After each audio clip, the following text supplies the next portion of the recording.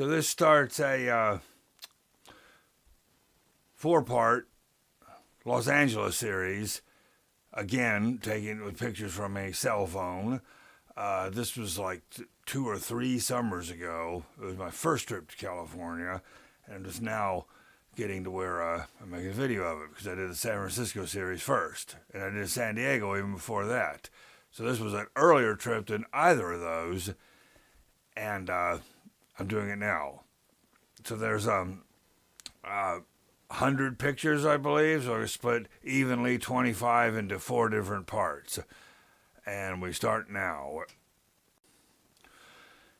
This picture here is inside Union Station. At one of the far ends, I believe the end that's closest to where the bus Greyhound outdoor, bus plaza thing is. And then you go inside from there, and there's a staircase going down into the main concourse, and then there's a big rotunda up in the air, and then this mural. The mural's okay. It's really large. That picture might not do justice to how big the mural really is, and that whole rotunda area. That mural isn't, it's adequate, but it isn't like extremely great. And I'm sure, there's a lot better art from taggers and graffiti artists, just on walls and drainage ditches and stuff around the LA area. And I am sure that the artist of that mural would agree with me 100% about that. This here is when I got to my hostel, which is in Santa Monica, and then walked on to a little promenade. There's a little park area that's actually above that main street down there. That's, I guess, officially PC1, what do they call it? Pacific Coast Highway 1, which goes a good length of the length of California, north to south. So if you're driving to California and you get on that Pacific Coast Highway, you can, not all of it's right on the water, but you can go a good ways through California, going to different areas, north or south, along that road, which intermittently is always near the water with a water view. Even the train I took from LA to San Diego went along that route, sort of, with train tracks, and had good views of the ocean quite a bit of the time.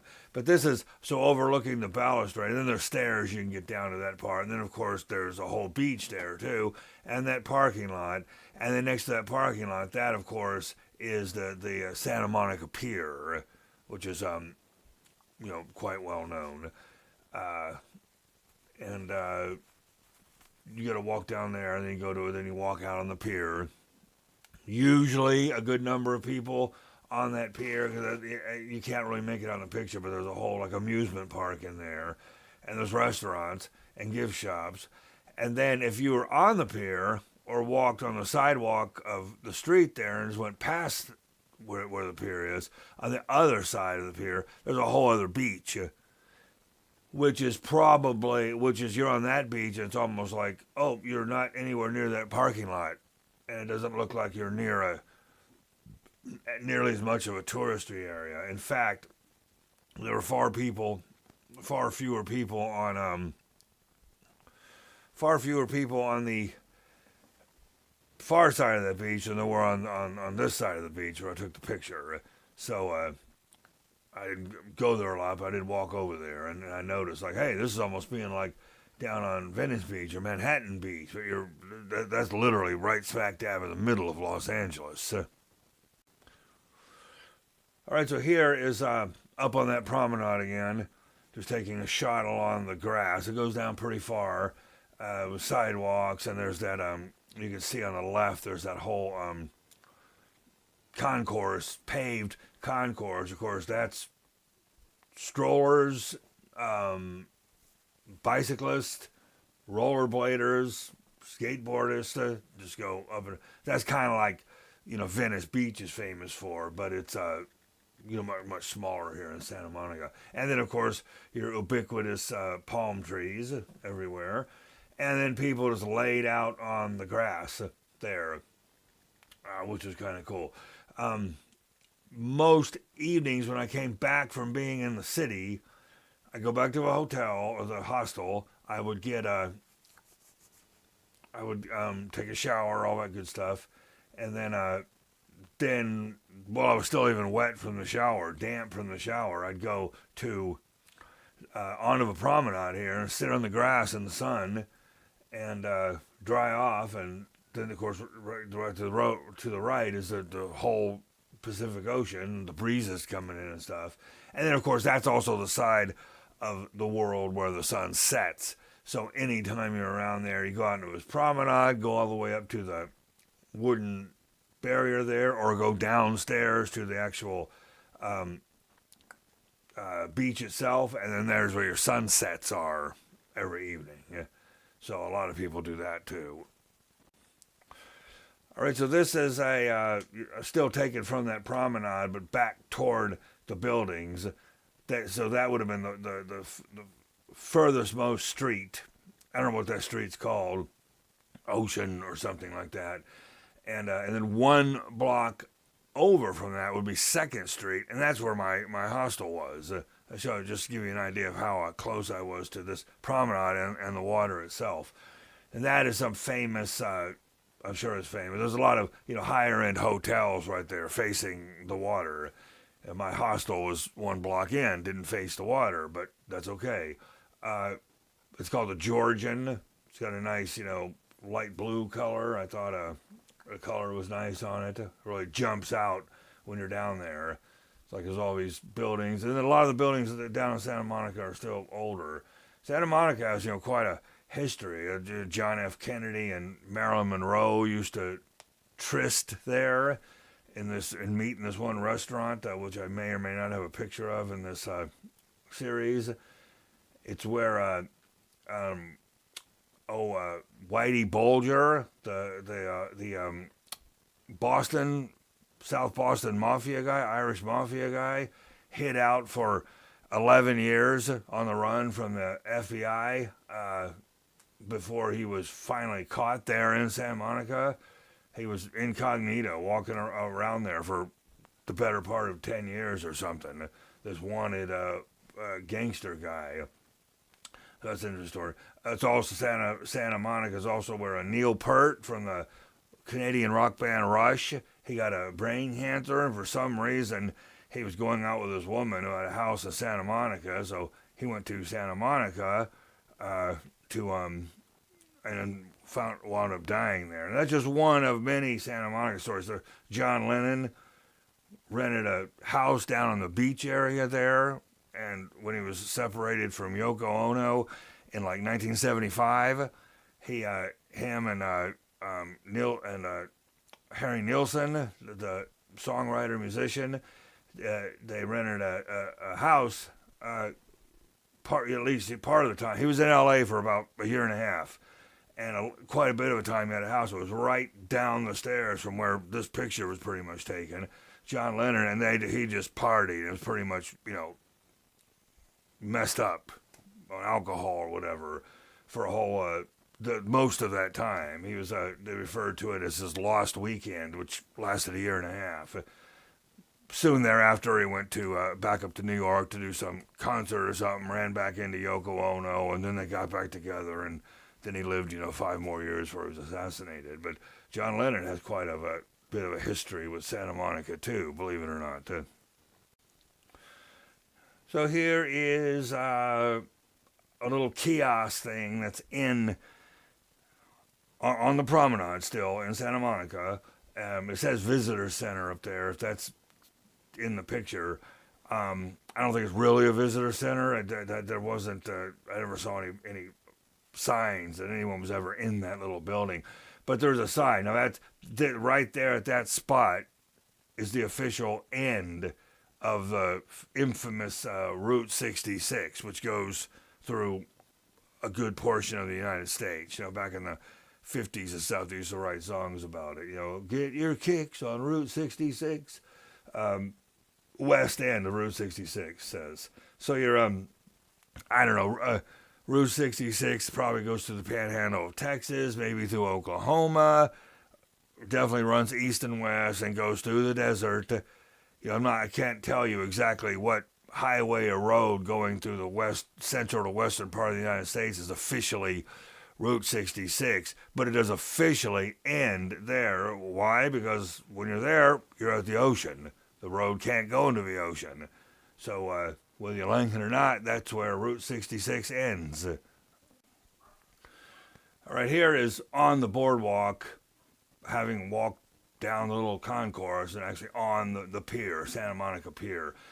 And you could see the Carnival amusement park thing on the left better, and some of the shops. And here on the right is the Bubba Gump Shrimp Company, which is famous. It has association with the Forrest Gump movie, of course, that Tom Hanks starred in. And there's a bench outside the entrance to this Bubba Gump Company, which has like a statue or something of. It's either Tom Hanks, basically. It's supposed to be Forrest Gump. But I never figured out from that movie if this restaurant, and this isn't the only location of this restaurant. They have them in some other cities even too, I think. San Diego, I believe, has one. I could never figure out if the restaurant derived from the movie or if the movie borrowed something from the name of the restaurant just to give the character a quirky name or something. I don't remember how that played out. But in the movie, when the Forrest Gump character decided to jog all the way across the country, he jogged, and he kept going. He was going to jog forever, basically, and then he got to Santa Monica, and he went down that pier, and they show Tom Hanks doing that all the way to the end of a pier with this little balustrade look out of the ocean, and he stops. Oh, I can't go any further. So he basically turns around and then jogs all the way back to whatever state it was that he was living in the movie. But he ended up there, and they actually filmed, Tom Hanks running down that boardwalk. Definitely, you would refer to this as officially as a boardwalk because it's got the boards going across the walk. And this is the official awning or entrance to get on to when you're going onto the boardwalk. So you're on that main street that I showed a picture of. And then you go there and you can see the people. No telling what day of the week this was, but there's always some people. And then the right side with that sidewalk is pretty much where everybody walks either direction, going onto the pier or away from the pier. Now it's wide, but it can be crowded. So and you go down that sidewalk, and then you go down this little hill. So you go sort of downhill to get onto the pier. Now, when you're coming back, that's reciprocated. You're coming uphill, and it's like, oh, that's kind of a pain a little bit. Because I always had my backpack thing on a roller. So wherever I go, especially like when I was in San Francisco, I'm pulling this little roller behind me. Next year, or this year actually, late summer, I plan to go back to LA for longer, and I'm working on a solution to not have to be rolling that roller with a full backpack on there. I just want to have my camera bag and just one little shoulder sling thing over my shoulders against my chest. Much lighter traveling for all the... Because in LA, you take lots of bus rides, you got to maneuver those things, then get off and walk a little bit to places. Having that roller for the trip it has been great the last few trips I've been on. Instead of like lugging a backpack over your shoulders, it's on the ground, rolling it behind you. Just you've always got to be mindful of it. I mean, even if I only had the camera bag on the roller, I still have to be mindful of it. But maybe I can put the camera bags over my shoulder and then have the shoulder sling for all my personal items. And I don't know. I'm still working on it. But when I was in Los Angeles, I didn't have any kind of roller. About after 2 days there, I ordered a roller online and had it delivered to the hostel. It's like, I'm going to need something. Okay, this was my first full day, I think, in Los Angeles. Remember, this time I only was there for like 10 nights, 9 days. Because I took the Amtrak and I timed it to where I'd be home exactly 2 weeks after I left. But every other trip I've taken, I've been at the place I was going to for 2 whole weeks, and then added a couple days getting there and back, either the bus or the train, to the trip. And I don't know why I didn't do that when I was in Los Angeles. I didn't even scratch the surface in even 9 days of all the stuff I could have seen there. Well, I scratched the surface officially, but could have done a lot more. That's why I'm going back this year to stay in Los Angeles the full 2 weeks and go get better pictures than I got with the phone here on this trip, and go to some places that I just couldn't get to last time. So the first full day, I took this long bus ride that dropped you off up in, I think, Griffith Park, up in the top right corner of the park somewhere. And I planned to get off here and then walk through the trails and go to this grave cemetery, which is on the other side of the park, which is where, Ronnie James Dio and Lemmy from Motorhead were buried. But when I got off the bus, I looked at my map thing, and I was like, wow, I'm going to have to walk like 3 miles to this park, and it's sunny out and stuff. So I don't know, I just didn't feel like doing that at that exact time. And of course, that's now a regret because I didn't get to that cemetery, but I have a plan about getting there next time I'm there, going a whole different way, because there's no bus that goes directly to the cemetery. It's weird. You got to figure it out. But when I got off the bus in Griffith Park, I was right there at where the Los Angeles Zoo was. And I thought, well, and I guess I probably had to go to the bathroom. So I went up to the ticket window. I think it was $22 or something. But I said, I'll just do this. So I paid the money, went to the bathroom, spent about 4 or 5 hours walking around the zoo. It's a great zoo. Plenty to do there, or see, I should say. And then took the bus back. The bus, I know, had to go all through, Los Angeles' version of Chinatown. Not nearly as lucrative as San Francisco's Chinatown, but it was still okay. And I was going to get off in Chinatown and go eat somewhere, but I didn't. I met a local who was a cook or a chef in a restaurant getting on the bus from there, because he was a yearly member of the zoo, and he would go and work hard all day, and then he sort of near the zoo, and he'd go to the zoo, and since he's a member, he can ride the little golf cart thing anytime he wants. So he drives around the zoo to relax after work, and then he was done, and just happened to be at the bus stop same time as me. So when I was heading away from the zoo, he was telling me a bunch of things about Chinatown restaurants and stuff, and asked him a couple questions about getting around Los Angeles. So if you can find a nice local anywhere you are, most easily done in wherever you're staying usually, you can find out a whole lot. Okay, so here, back on the boardwalk of Santa Monica Pier, would be the little entrance to where the Midway thing, the amusement park is. Pacific Park, it's called. And I didn't even notice. So there's a Coffee Bean and Tea Leaf coffee place there. That's a worldwide chain. And a pizza place there on the left. Speaking of pizza, there was a little walk-in mom and pop pizza shop, in Santa Monica, across that main street there, with some outdoor seating, and I went there, and a large cheese pizza was $25, which I thought was expensive at the time, but I've come to realize really wasn't, because when I was in San Diego, in the Gaslamp Quarter, there was the same kind of pizza place, and they had a large pizza, and it was $45. $45 in San Diego for a large pizza at this one place. So that makes the pizza place where it costs $25 for a pizza seem like a bargain. So yeah, you go. I didn't go in there and ride any rides. I'm a little old for that, but I got a picture of it.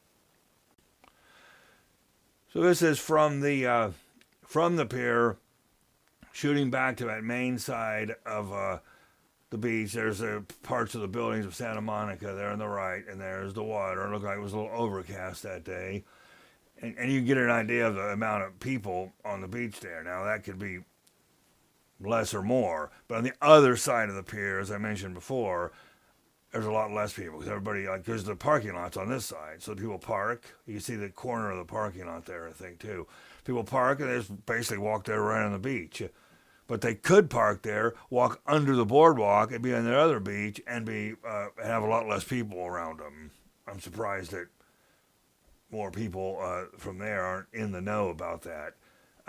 They probably are, but they probably want to be around the people. But that's not usually the way I roll. All right, so here is at the end of the Santa Monica Pier, a railing. The railing I mentioned earlier where Forrest Gump in the movie ran to, went right up to that rail, looked around, saw it was an ocean, turned around and ran home all the way across the United States. But you can see the sun setting there on the right. And anywhere along that old coastline, you can get a good shot of the sunset. But this point here would represent the furthest out into the water you could get. It isn't going to make you any closer to the sun, guys. So, forget about it. But but you probably got the most unobstructed view of the ocean with the sun going down at this exact point. So that's quite nice. And there's people, and there's some wooden step things going down to that part where the people are standing that you can sit on. You're not forced to stand. There's some places you can sit. I mean, you can sit there for a long time watching the ocean. And then behind you is all the, hyperactivity of the Santa Monica Pier itself. Okay, this here might be the most hilarious picture I got in any of my trips thus far. It's right there on the Santa Monica Pier. You can see down there the same beach that the last picture had a shot of. It's some guy dressed up in it looks like a Elmo, but I think Elmo is really red. The Sesame Street character, this one's blue, and it literally says, "I need money for weed." This guy's panhandling on the Santa Monica Pier in an Elmo costume so he can get money and then go to a dispensary and buy marijuana, aka pot. It was just really, really funny. And there's always people set up there, doing break dancing and rap. And I've read many, many stories about, bands that used to, like family bands would go there and their kids would play. And one band in particular who wound up moving to Atlanta and just do like cover songs of other people's music. They got kind of popular, but, that's not sustainable forever. But this is just great. I mean, this guy has literally no shame. You've seen "will work for food," any number of things on signs. This guy didn't say his work for anything. He just literally says, "I need money for weed. Give it to me, please." He didn't even say please. He said, "I need money for weed, period. End of story." All right, here is, I've got several shots of this. Is the infamous Rodeo Drive. Near Beverly Hills, supposedly one of the most exclusive and also expensive shopping areas in the entire world. And they're just a few blocks north, south, east, west that have all these really expensive shops. All the expensive stores you've ever heard of are there. That's a Van Cleef and Arpels. I'm not really familiar with what that is, but if it's there, it's probably expensive. I went by a couple storefronts, and each of the stores has like a security guard in a suit standing outside. Like it gives you the attitude inspection probably to even see if they're going to let you in. Do you look like you have $1,000 for a pair of socks? Well, then we'll let you in. If you don't look like you do, move it on down the line, buddy. But I saw a store where you could see some prices, like $3,000 for a purse. Now the most what I'd read, and I think I have a picture of it at some point. There's a store here in Rodeo Drive area that's got a store that's supposed to be the most expensive retail store or like in the world or something, and it's not even one of like the known chain ones. This was quite weird to get to. I had to take a subway part, then a bus, then there's a bus up this big east and west street that got me to Beverly Hills, and got dropped off and walked down a couple blocks to wind up in this area. But then from here, you could walk north back up to that main street or something, and then you're at the very beginning of Beverly Hills. Right, here's another view of Rodeo Drive. Probably from about the same spot I was at, but just taking a shot at the right. There's a Gucci, but the name got blocked off behind that statue. It's a state statue of a naked woman with her head and her arms chopped off. No comment. And then you cross the street, and you go up that little alleyway to the right. If you go up that little alleyway to the right, it's narrow, much narrower than the streets are. It almost looks like you're in little narrow alleys in a village in Italy or something. Except instead of little, Italian, quaint little Italian things, you're looking at a high-end retail stores, or what's here. But it was overcast that day, so it was kind of cool walking around there. If it had been the sun had been out and the sun would have been shining up from the ground or something, it wouldn't have been nearly as nice. All right, this is up that same alleyway that in the last picture. You go up, see how it's kind of like narrow. I'm pretty sure just because there's that bench sitting in the middle of it that no through traffic for cars would have been allowed here. So the one thing too about Los Angeles, like you live in the suburbs, in the valley, whatever, and you want to go into town, it's like, or go down to the Santa Monica Pier. There's parking on the street.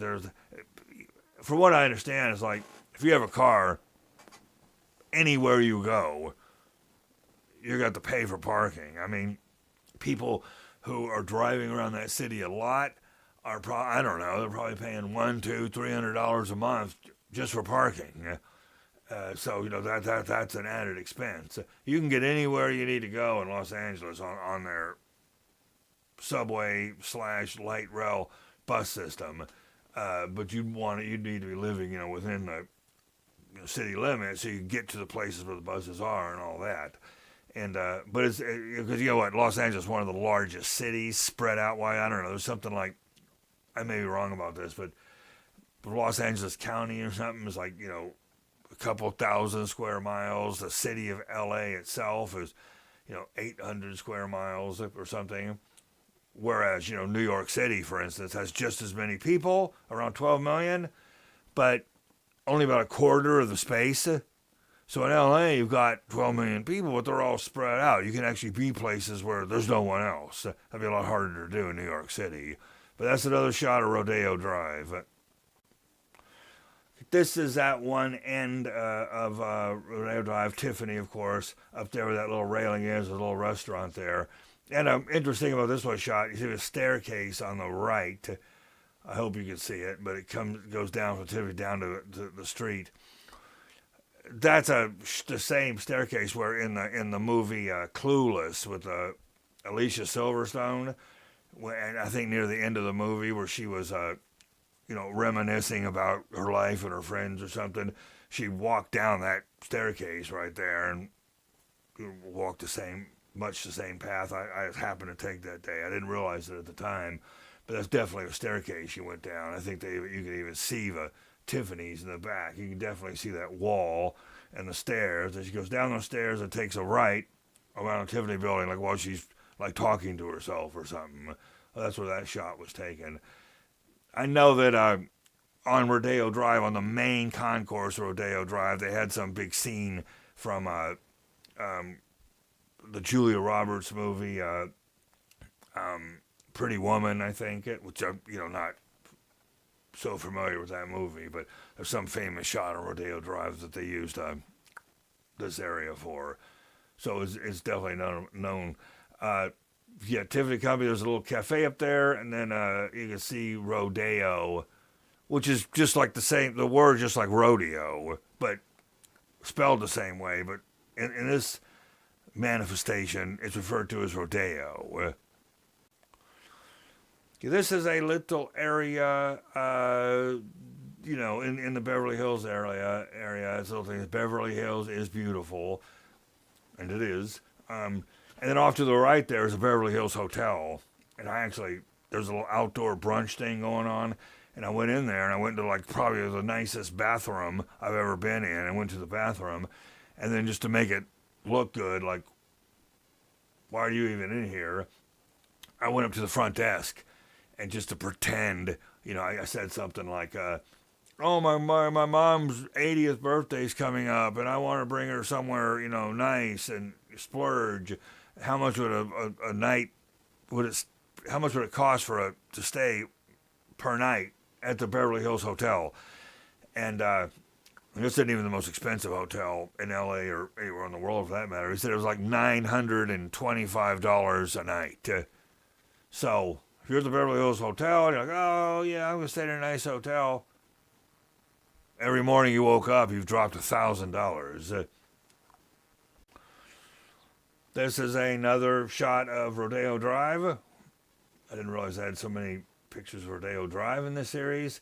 But now I'm walking north up the longest main road, Rodeo Drive, going toward wherever the next big East and West Street is, where across the street officially the Beverly Hills neighborhood would begin. And these are just more expensive shops. That says Prado and then Gucci right next to each other. There's a crosswalk, and you could see between that Prado and that Gucci a guy like in a black suit. You could barely make him out there. That's an example of security guards who they're always in there. I mean, they have security. They're high-end places. Probably, people would like to be stealing from there if they could. But I just always assumed, it'd be to keep bummy-looking people out or something, which is rather discriminatory in the way I dress on trips. I might have been borderline, look sketchy or non-sketchy. I'd be non-threatening, certainly, but it's like, oh, you don't have your mink coat on, sir. You can't come into a Prada store. Okay, this store here is the one where I read was the most expensive, one of, if not the most expensive store to shop at in the world. Bijan or something. Bijan, it looks like. I looked up online before I went there to see what are they talking about most expensive.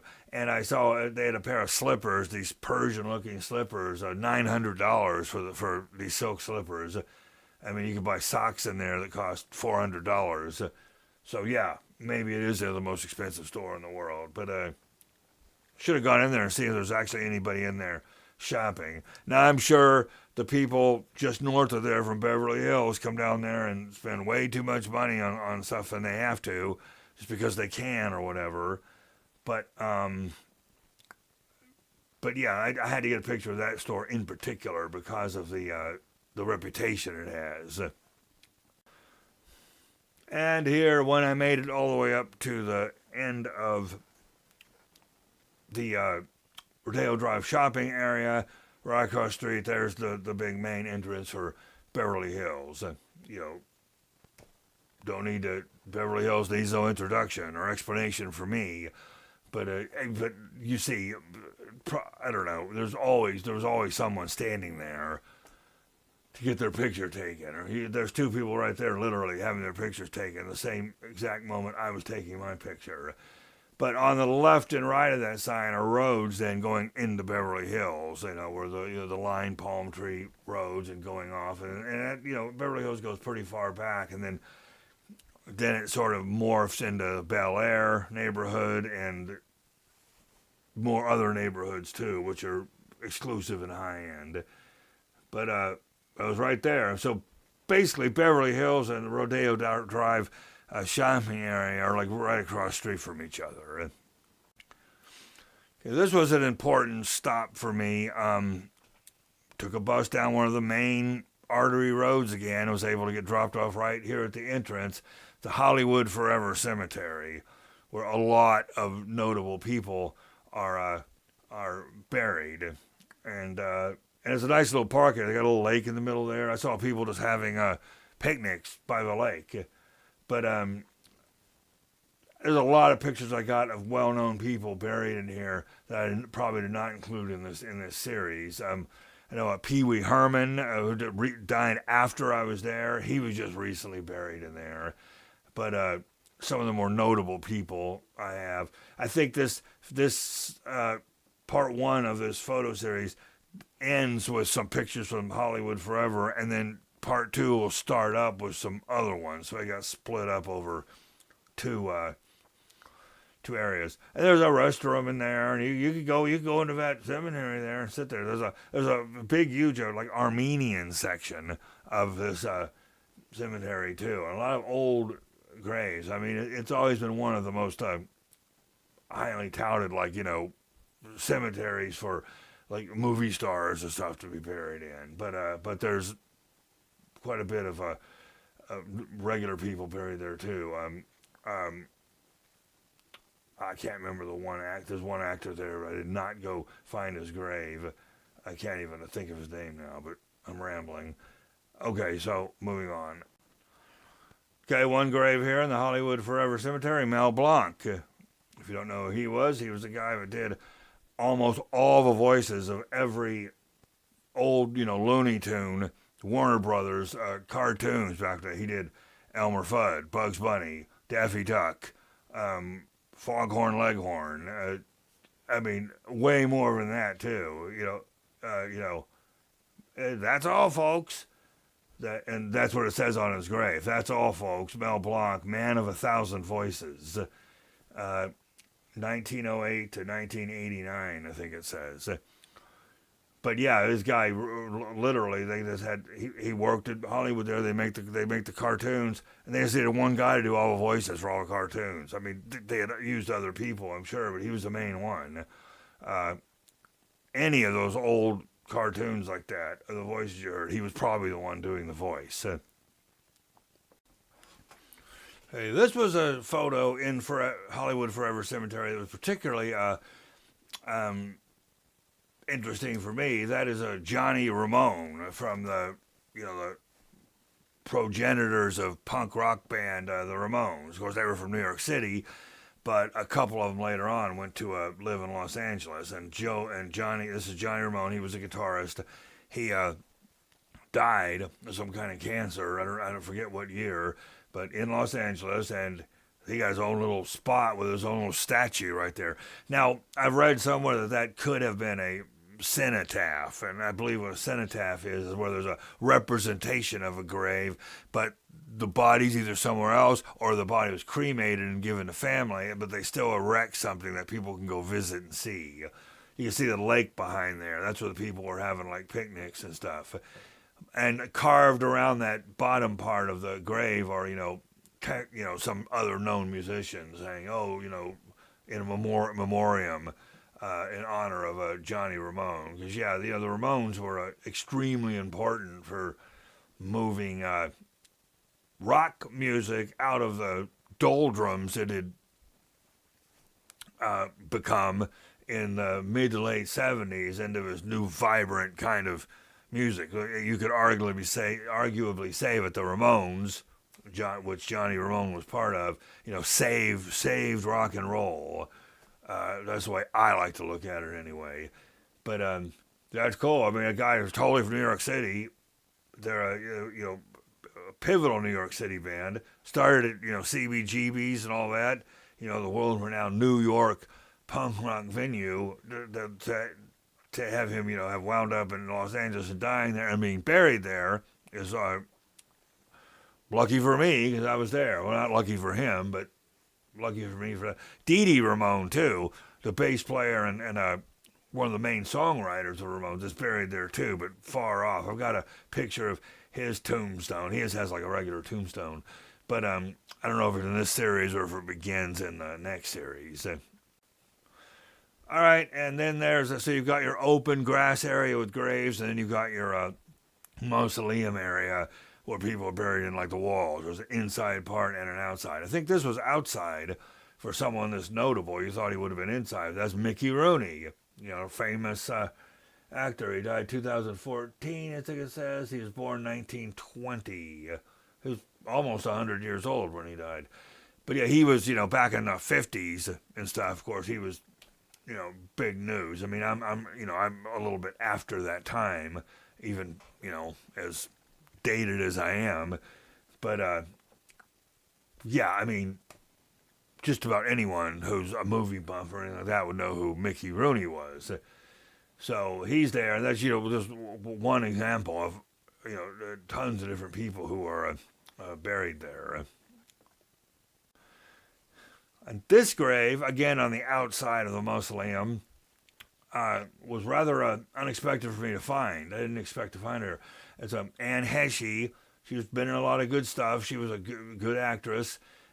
She was also, a lot of people don't remember this, she was also the longtime girlfriend of Ellen DeGeneres. I think a lot of the time the Ellen show was on, Anne Heche was her girlfriend. Then she wasn't. Something, and the story is that Anne Heche was living, she was still making movies and stuff, but then but one day, she's gotten messed up on some pills or something, and alcohol, when driving around L.A. in the suburbs, plowed into someone's front yard, knocked her into their house or something, and then died. It was a totally fluke. Like, why were you even doing that? So that was the end of her in 2022. She hadn't been gone that long. So anyway, this ends, I'm running out of battery here. This ends part 1 of the Los Angeles series. Thanks for watching, and see you next time.